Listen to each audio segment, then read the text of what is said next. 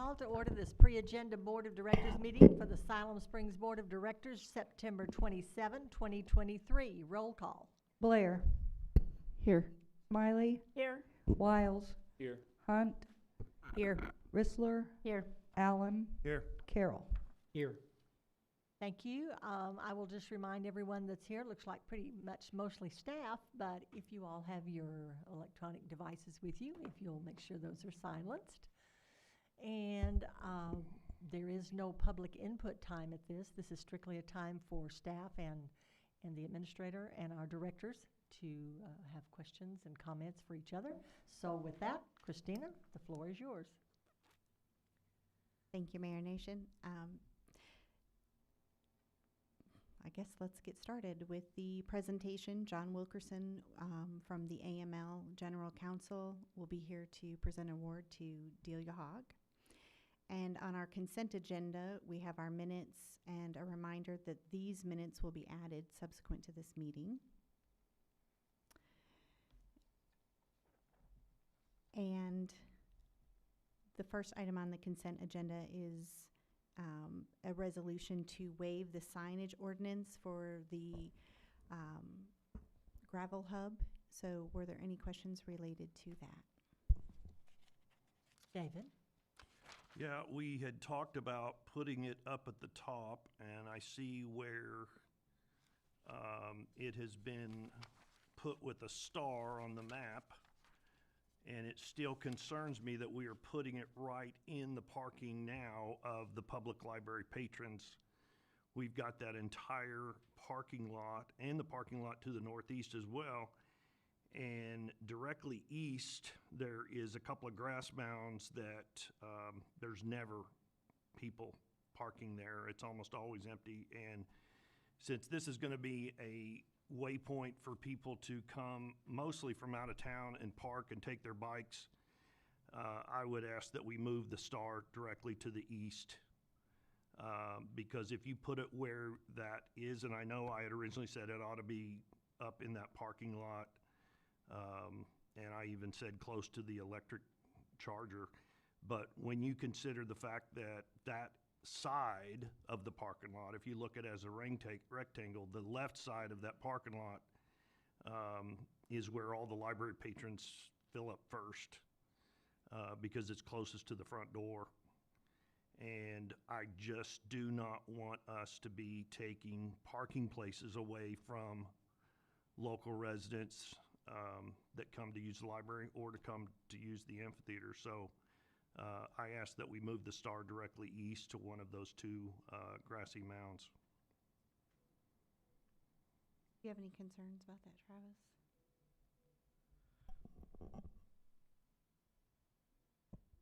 Travis Chaney, Parks and Recreation Manager. I'd probably have to pull up a map to see exactly what you're talking about. What's that map? The current location is on that east half of the parking lot that is separated from the west half where the majority of people park. And I want to say there's something like 60 spaces in that parking lot. We would expect, on average, unless there was a special event, no more than 5 people parking together at any one time. But if you were able to notate, and if this was something the board felt was important, staff would consider. Travis, is that, I think I know where, and that's where Madison is the side street off of Jefferson, where you're talking about, right? Well, this is Maxwell, Jefferson. Can we pull that map up on the screen? Yeah, is there able to pull that up? When I look at it, it looks like it's more on the west side than it is on the east side. It is, but Travis is saying it's on the east side of this section. Right. But when we have this entire rectangle, and almost always this is empty. That's right. Nobody parks on that. There's hardly Toward the anybody that Madison parks over side. Yeah. And that's the side that the sign's on. Madam Mayor, does any staff know approximately how many visitors we have to the library on a daily basis and how many parking spaces they take up? I don't. Now, our crew mows over there, and so I would say, on most days, throughout the day, as Director Allen indicated, that and I need to It's the get western half. the western half is pretty full. The eastern half is pretty empty, and that this sign is on that eastern, on the side facing that eastern half. That's kind of overflow. And I want to say over there's something like 60-something spaces. Okay, of the When I eastern look at half. it, it looks like it's on the western side. It is on the west side. Can you pull the map up? Can staff pull the map up? It'd be easier if we could pull that stuff up whenever we're I talking think about it. maybe those, it's on the far west side of the east.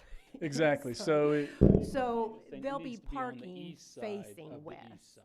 Yeah, Ken, they'll still you're be in speaking that. to your mic. extra We side. are. Thank you, sir.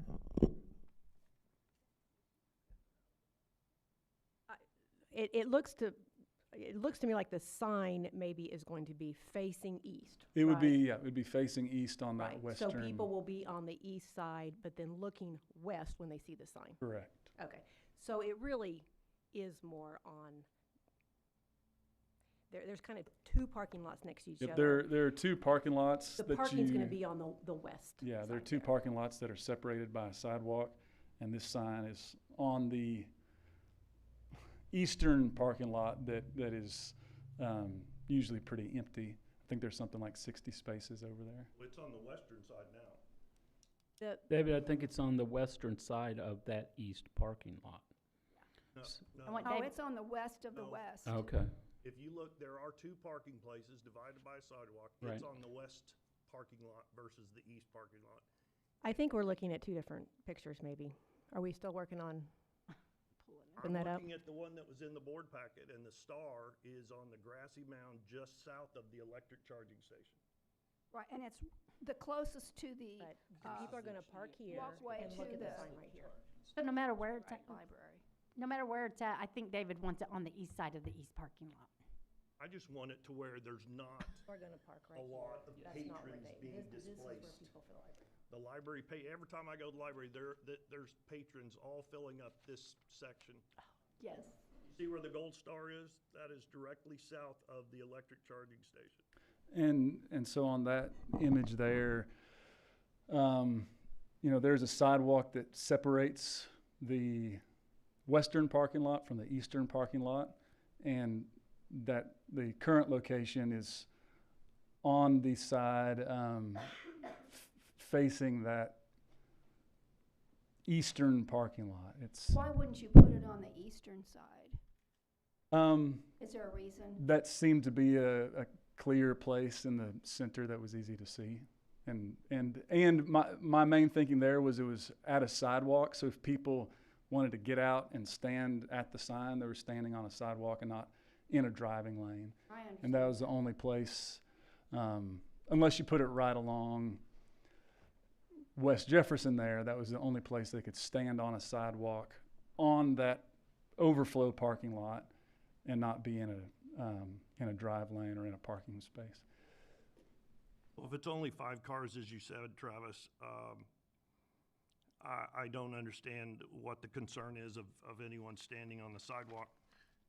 This section right over here that I've pointed out rarely has any cars, if any, 1 or 2. And this one is nearly always full from people walking to the library. So I'm asking that it be moved to the east side of the east parking lot to not displace library patrons. And I think our library patrons is who we should be looking out for on this parking lot here. If you had it on the east side of the east side, there's a sidewalk right there that people could take that sidewalk Are you talking about on the across over to the library and to the amphitheater. on the northeast corner by Jefferson Street? Madam Mayor. Travis, my thoughts on this are deal with hospitality. No matter where the sign is put, I just don't want the gravel riders to feel like they're second best. I want them to feel welcome. And so when they do take their ride, where they park and when they're finished, they feel like, hey, this is a hospitable community where we can enjoy being here even after. I'd like to not see them put aside, so to speak. So no matter where the sign goes, if we can do something that would help them to feel like they're welcome here. Madam Mayor, I agree with Reed, and to me, it looks like they are going to be parking on the east side. They're not going to be parking on that west parking lot. They're going to be parking on the east side, and they will see that sign in front of them when they get out of their cars. And if so, At least that was it the sounds like that's not what at least one or two board members That are was the wanting, idea. but it seems to me that that's very doable. But the idea for the placement was to have it again facing that eastern parking lot that's usually empty and somewhat close to the charging station, as was mentioned at the last board meeting. But again, if there's direction from the board to put it somewhere yeah, and else. especially, I mean, we did specifically mention the charging station, so you followed instructions. Thank you. And it Madam Mayor, Yes. no matter where you designate it, people are going to park where they want to, I think. I think folks will park where there are empty parking spaces. Yeah.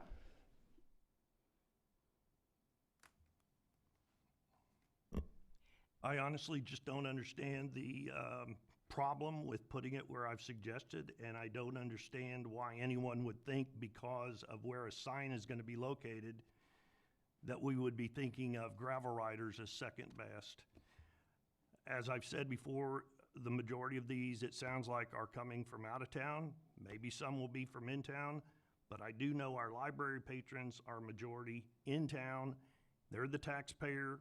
They are the ones that pay our bills, and I think we need to be providing for as much parking for the library patrons, with no parking being taken up by people bringing their car to simply use a space and then leave the area.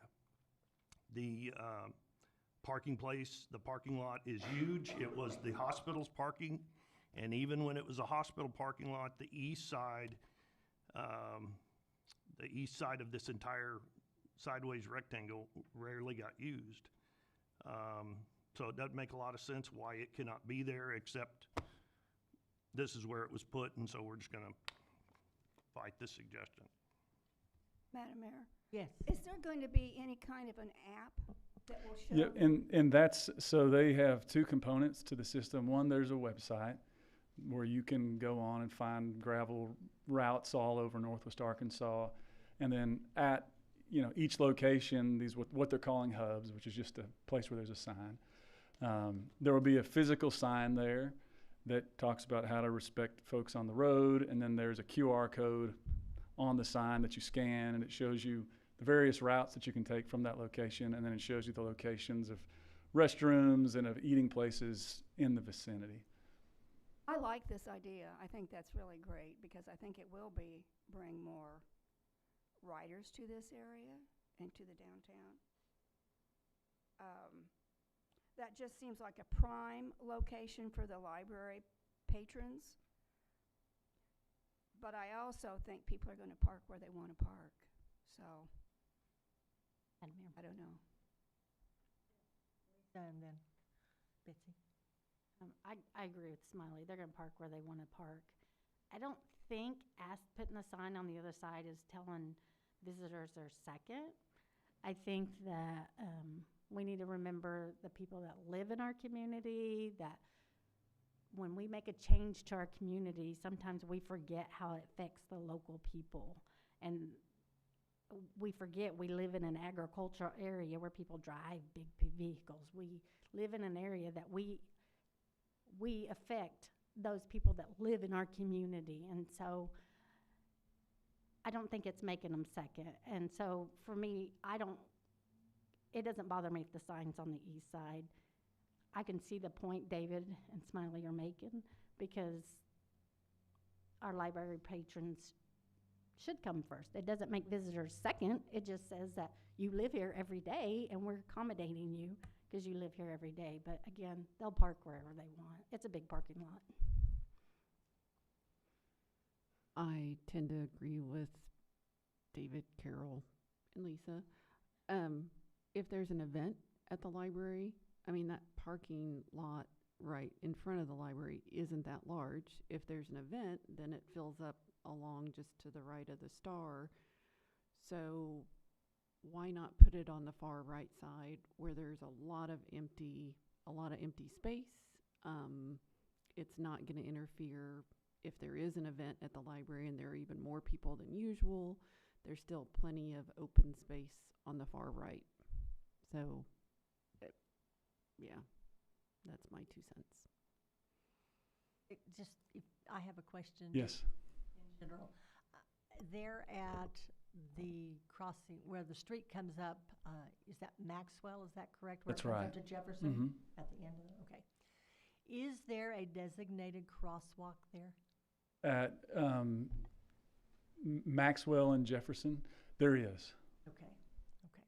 So, if we have people that are parking there, we're advertising our downtown, they want to go downtown, there is a crosswalk that they can safely cross. Correct. Without being down at the one where there's the flashing light. Is that Correct. correct? That's Okay. correct.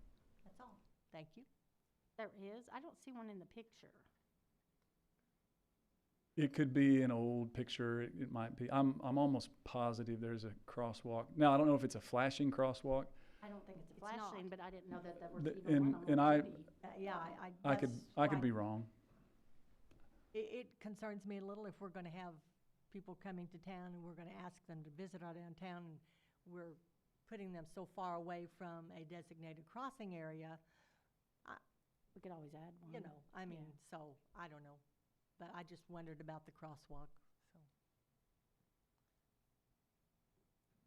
Isn't the only crosswalk that's flashing is the one that is right in front of the library? And there is that one, and then down, that is correct. There's not one on Maxwell. In is that no. area. Yeah. I don't think so either. And Maxwell and Jefferson, yeah. I didn't think so either.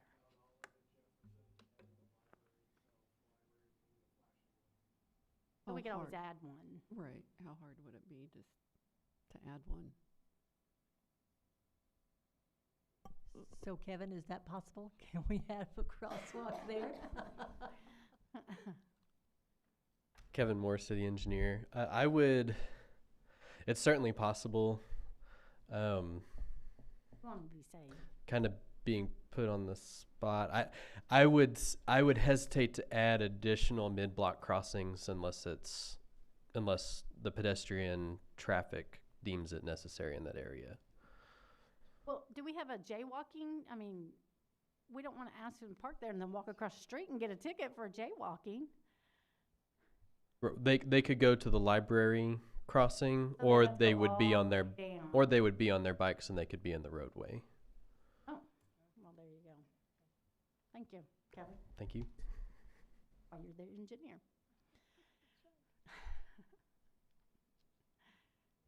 Anyone else? I've got a question just because we're talking about bikes. Chief, can I ask you a question? I've seen it locally, and I've even seen YouTube videos. Bikers do not stop at stoplights. Is it required for a biker riding to stop at a stoplight? Yes, they are to obey all the rules of the road. So if there's What a I stop thought. sign or a stoplight, they're to obey it just like a car. I've seen them just barrel right through, and I'm like, do they not realize they're taking their life in their own hands? Change that. Is that a state statute? I think they've, Stop signs they treat as yield. What is it? What'd you say? What's Kevin saying?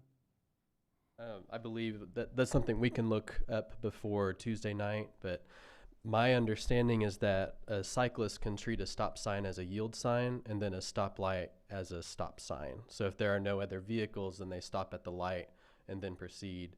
And then at a four-way stop, they treat that as a yield sign. I've seen them barrel right through a stoplight when there are people lined up at the stoplight.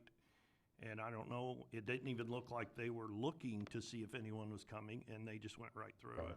If it's a red light, they should come to a stop There- regardless. Yeah. That's not always happening, and they look like professional bikers where this is, not somebody out with their kids or this is helmet, gloves, everything. And it's like, they don't have to follow the rules, so they don't. They have to follow the rules of road, but we don't require, or does the state require a license tag for a bike? They do not require a license Motorcycle, they do. for anything 55 cc's or greater requires it to be registered and licensed. I've seen the little motor scooters that don't, Correct. and so that's under Under the 50 cc, yeah, 55 cc limit. okay.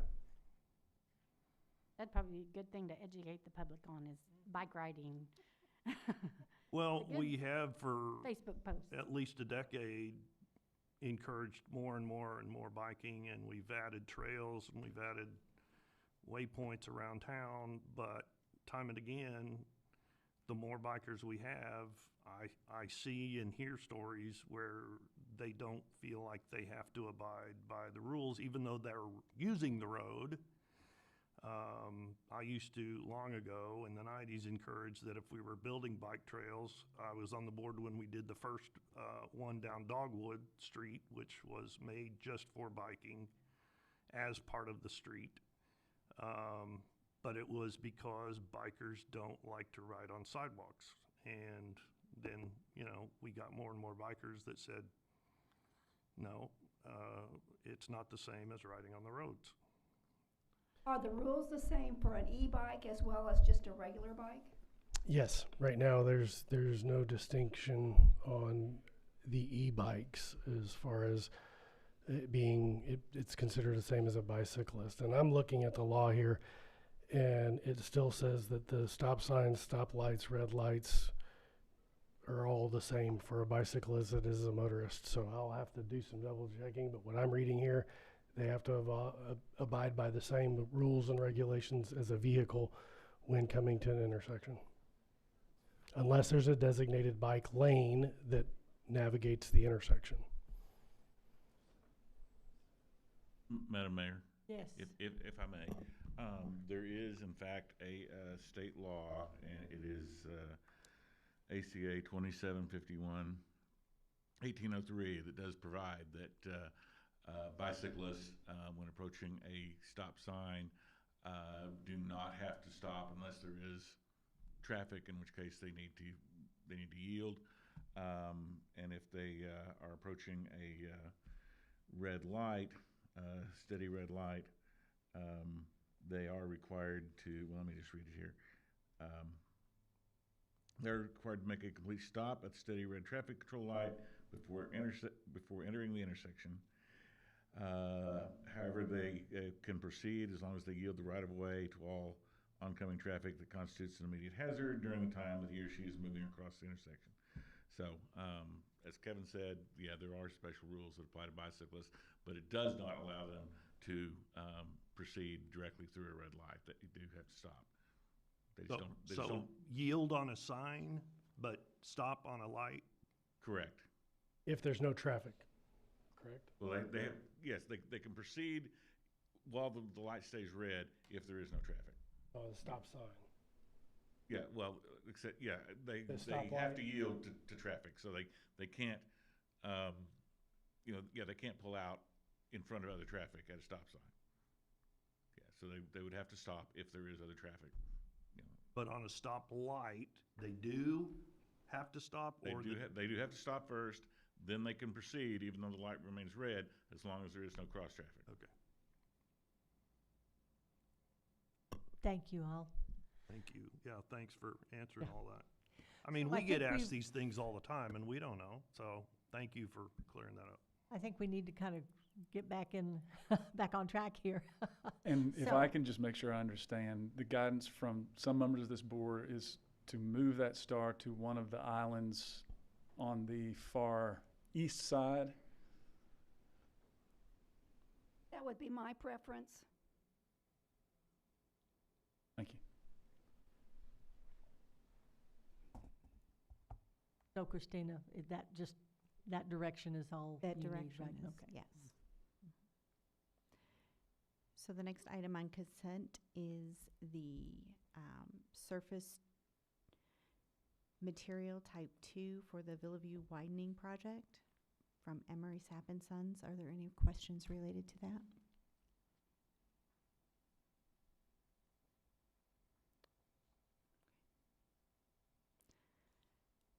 Under contracts and approvals, there is a contract for the Saker Creek Drive rebuild.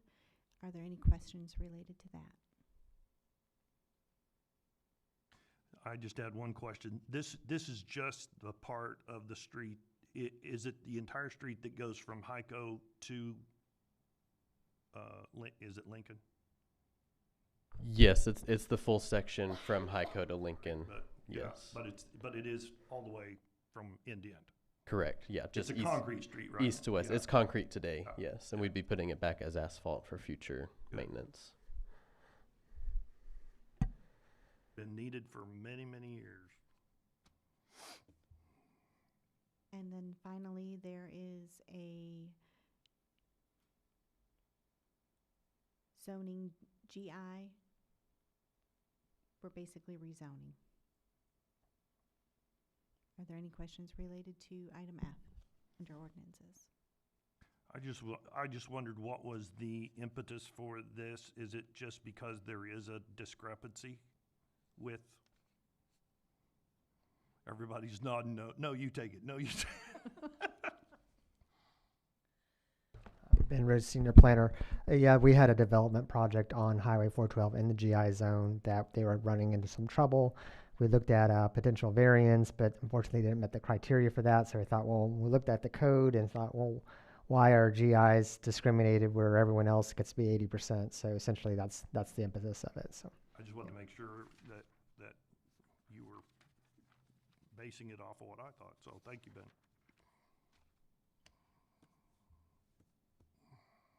So that's everything on the agenda. Were there any other questions that the board had? If not, I will turn this over to Kevin Moore to go through the sidewalk master plan. Kevin? Thank you, Kevin Moore, City Engineer. So with a lot of the questions we've had about sidewalks and streets and things like that lately, we wanted to kind of present to the board just to make you all aware of the existing plans that we have and provide a little bit of a status update on that. Before we do get into that, there was some discussion mentioned about cyclists on sidewalks, and we do currently have a code where they're not supposed to be on the sidewalk itself unless it's designated as a side path, and that's more because collisions between pedestrians and cyclists are typically worse than collisions between cyclists and automobiles when you're at low speed. So that's kind of the reasoning behind why you don't want to see particularly your professional cyclists on a sidewalk with pedestrians. So looking through, this first plan is our local trail connectivity master plan. We have sidewalks and side paths both in here. We've given priority to areas based off of proximity to schools and other points of interest, proximity to large neighborhoods, things like that. And so we're looking at a couple projects in each ward that were kind of selected for that initial round of quality of life funding. Several of these have already been completed or are currently in design.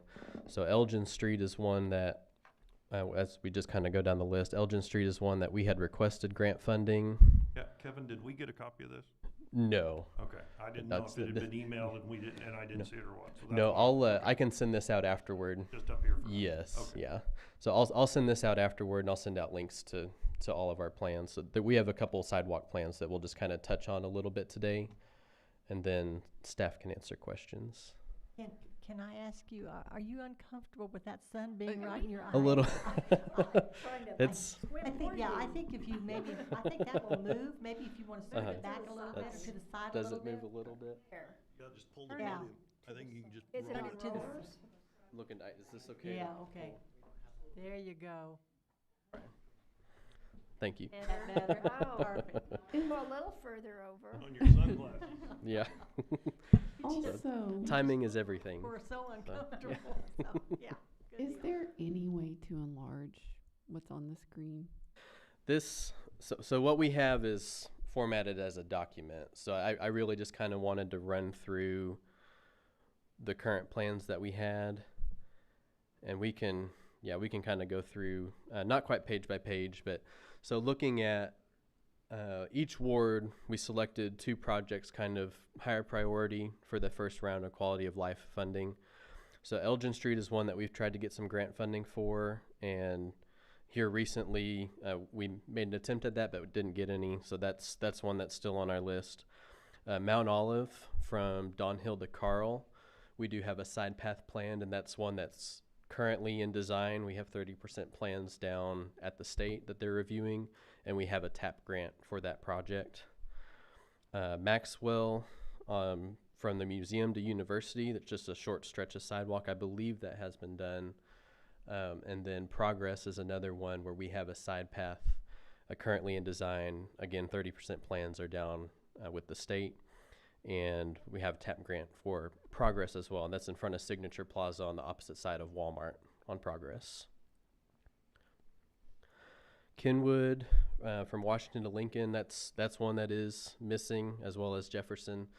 So we'll go through maps here in a little bit, but these are kind of the higher priority projects based off of surrounding neighborhoods and points of interest.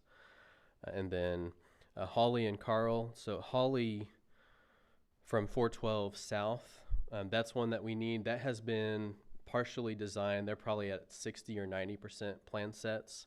One of the trail groups had actually paid for the design of that project, and they've gotten it to about 90%, and so we may here in the next year or two look at budgeting money to complete the construction design of that plan set, and then would be able to bid that out, and that would connect all the way to the kayak park trail that's in today.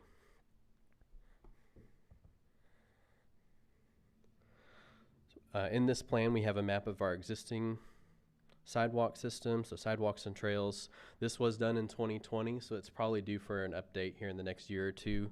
And when we look at costs, just to keep in the back of your mind, we do have costs for a lot of these projects, but you can probably double most of those numbers from what we've been seeing over the last few years.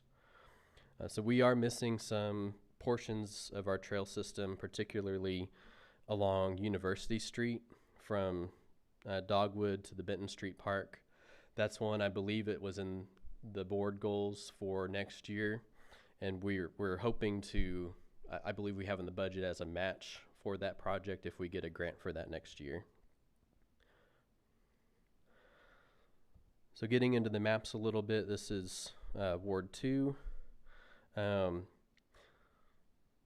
Again, these projects have been rated based off of the neighborhoods surrounding, so existing things like Northside Elementary, things like that will drive the priority of these projects up.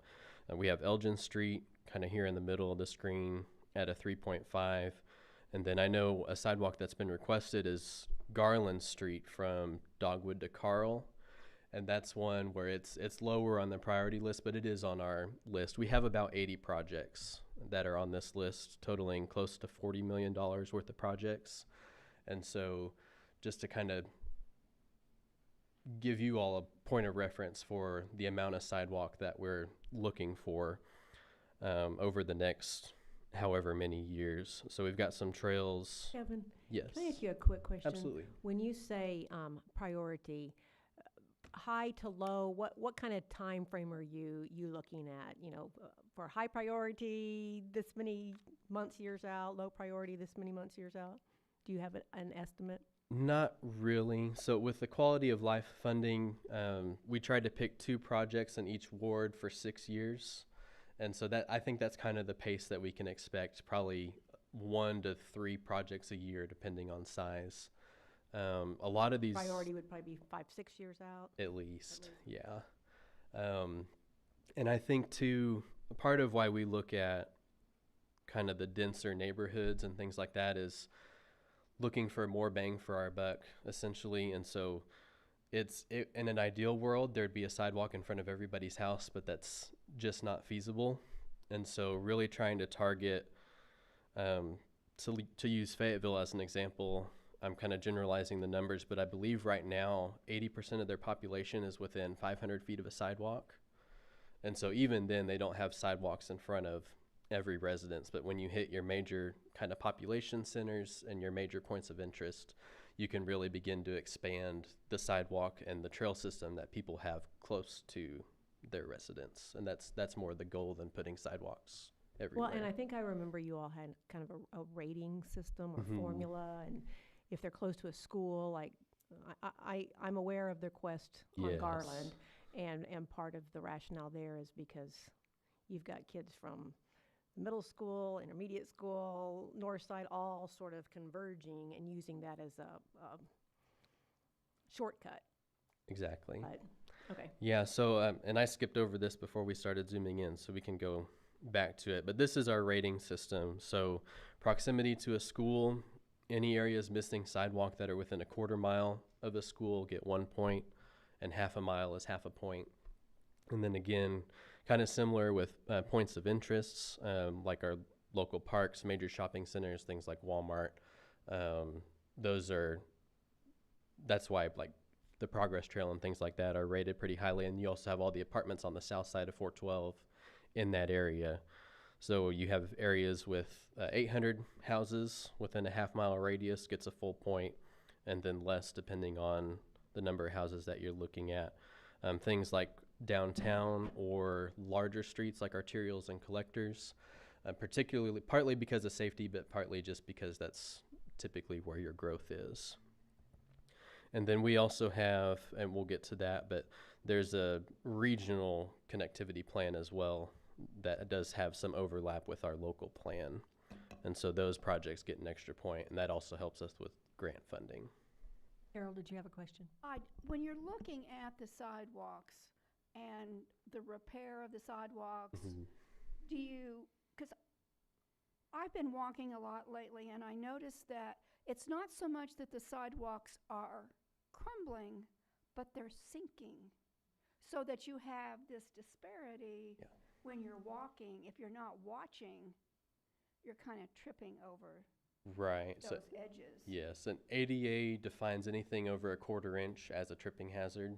These are much more than that. Yes, and we'll get to those, particularly around like storm boxes and things like that. The sidewalk is going to settle at a different rate than the box. Anywhere near a road where the heat has, or long stretches of sidewalk where the heat expands and contracts the sidewalk, you can get it buckling and things like that. And we have had a company come in to shave some of those down to get rid of the tripping hazard.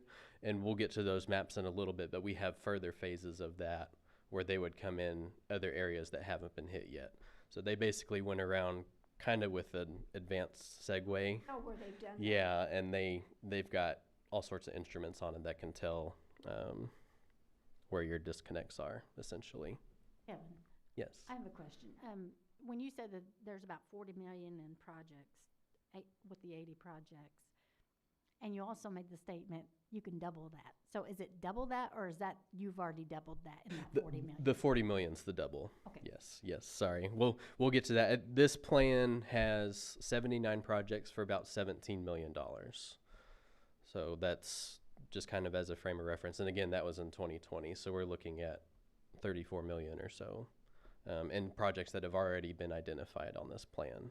Well, I saw the list and you said you picked a couple from each ward. What about wards 5, 6, and 7?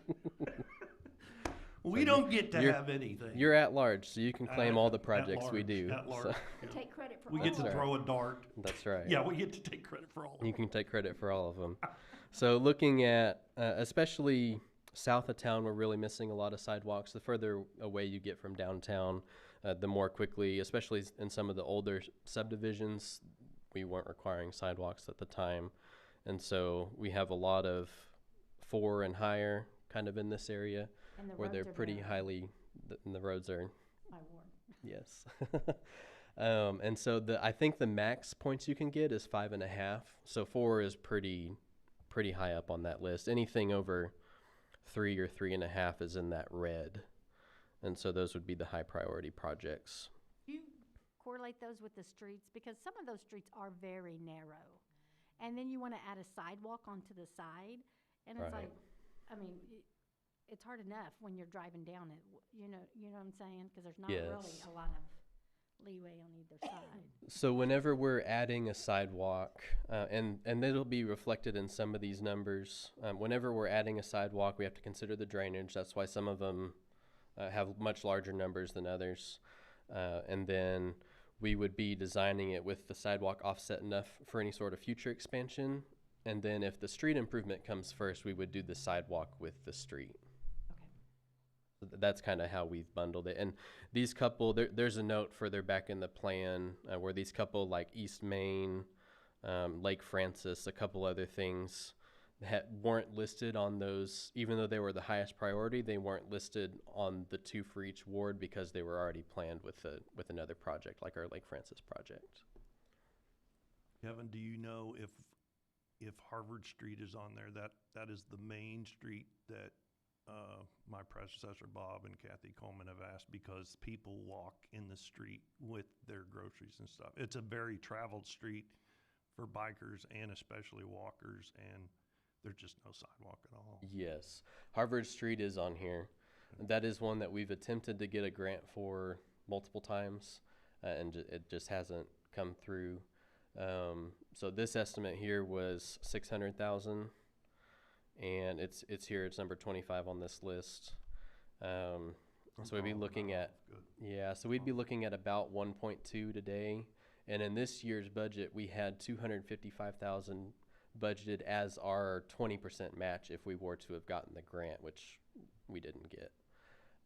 So that's kind of, so again, that one's not on our list. So I think at some point, a lot of these will have to make a decision whether we want to fully fund them as a city or continue to place just the match in the budget and delay the project if we don't get the grant money. One of the hardest things for me to swallow when I first got back on the board in 21 was the HICO side path, which we had expected a grant.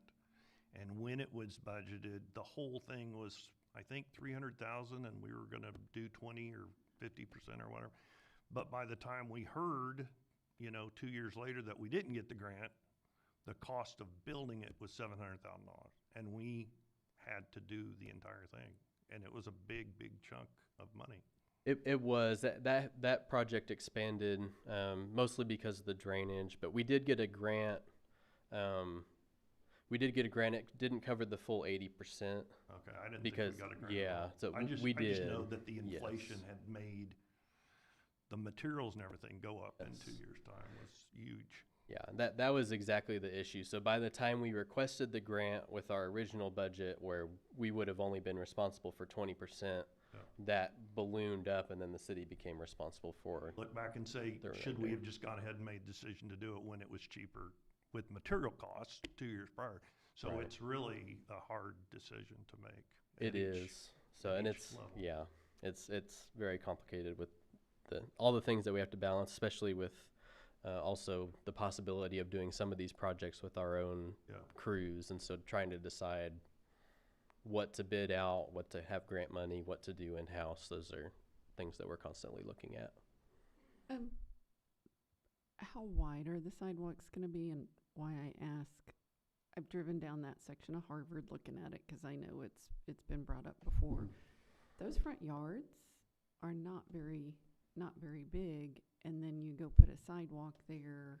I mean, that's going to take up a lot of their yard. So, like, how wide will the sidewalks be? How's that going to work without taking out half their yard?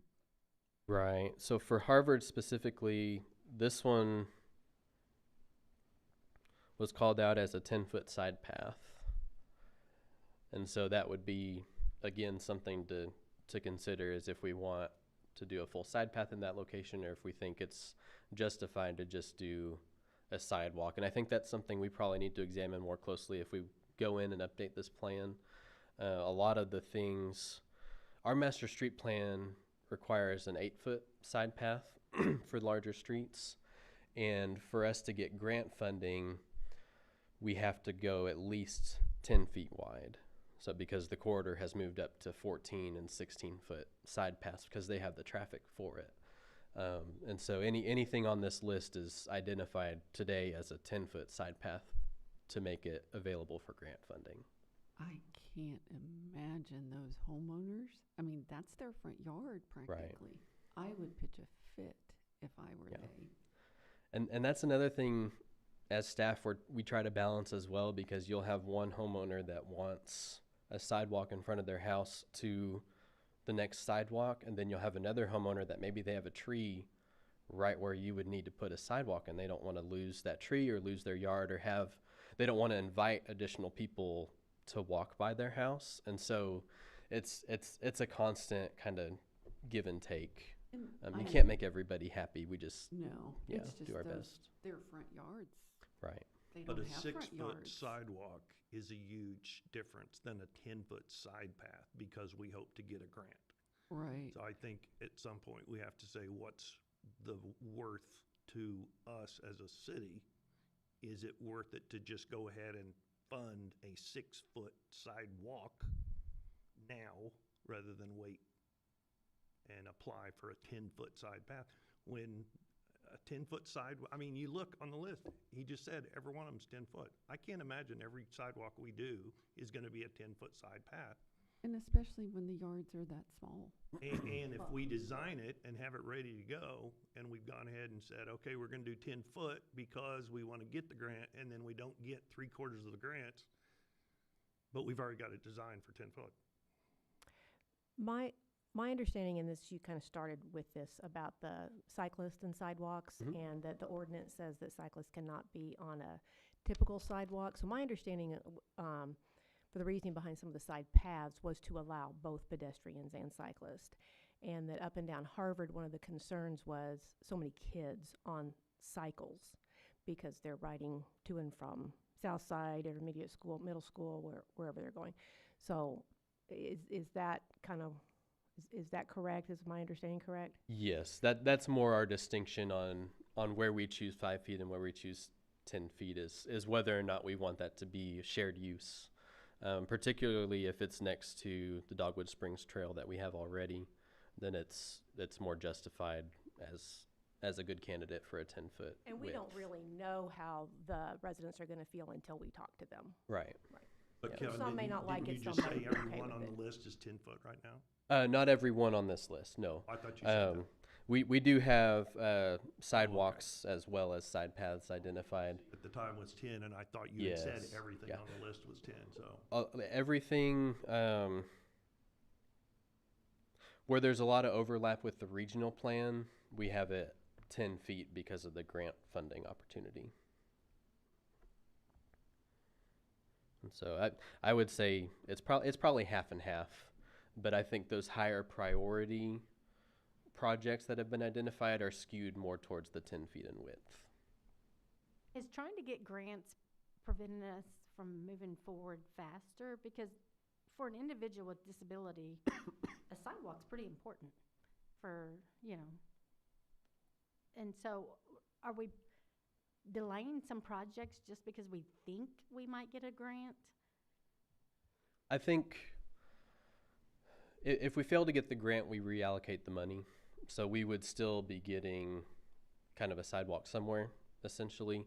But those major projects where a large amount of money is involved, especially if they're like drainage improvements or things like that, then we're really looking to get those grants to help offset that cost. And so those projects themselves are being delayed, but that's not preventing us from doing other sidewalks.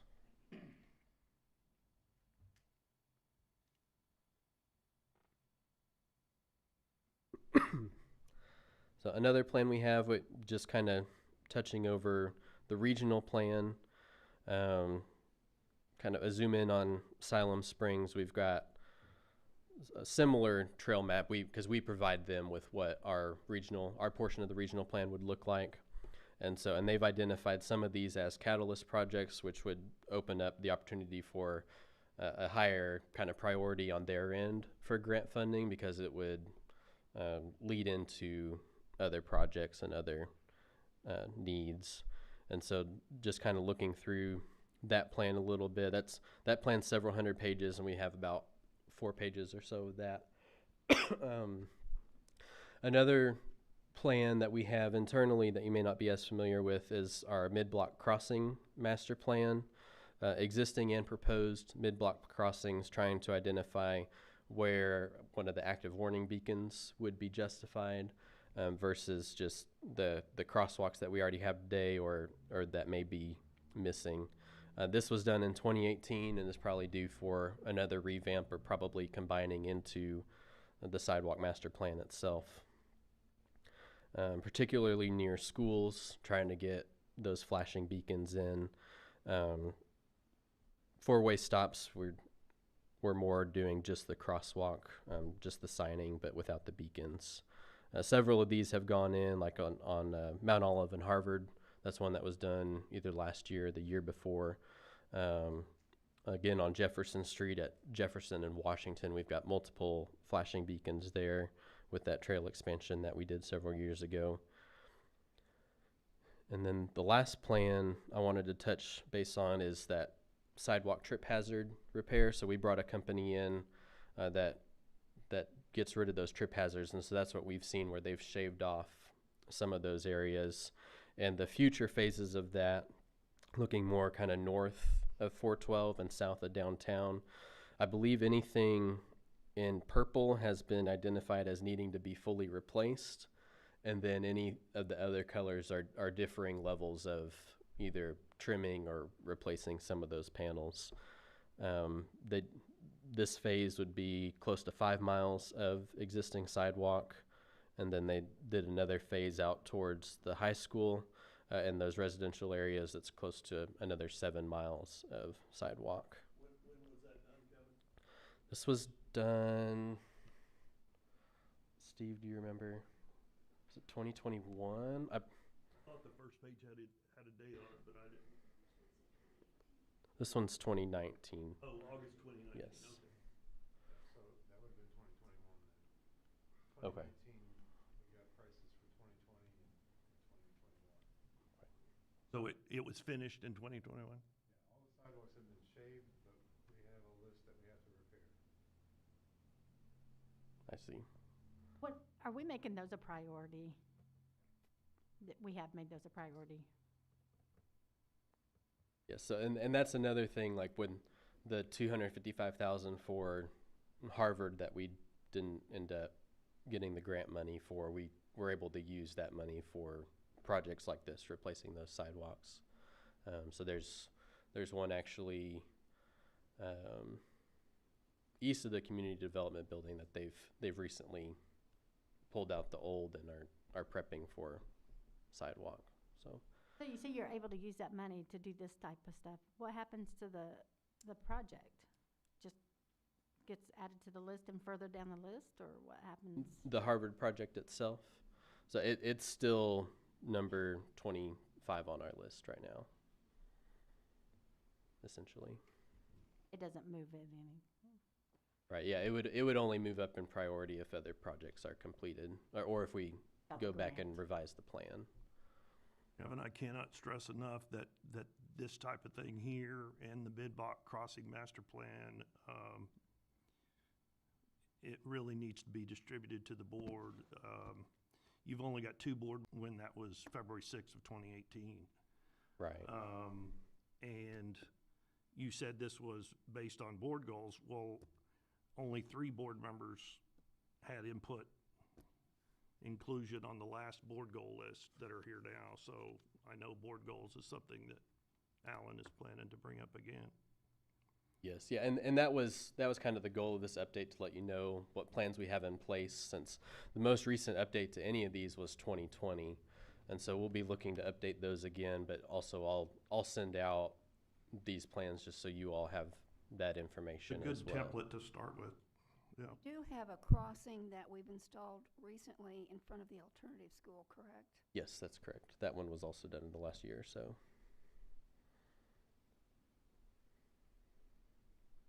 Okay. Thank you, Kevin. That's all I have. Thank you. Thank you, Kevin. So Director Allen, you're correct.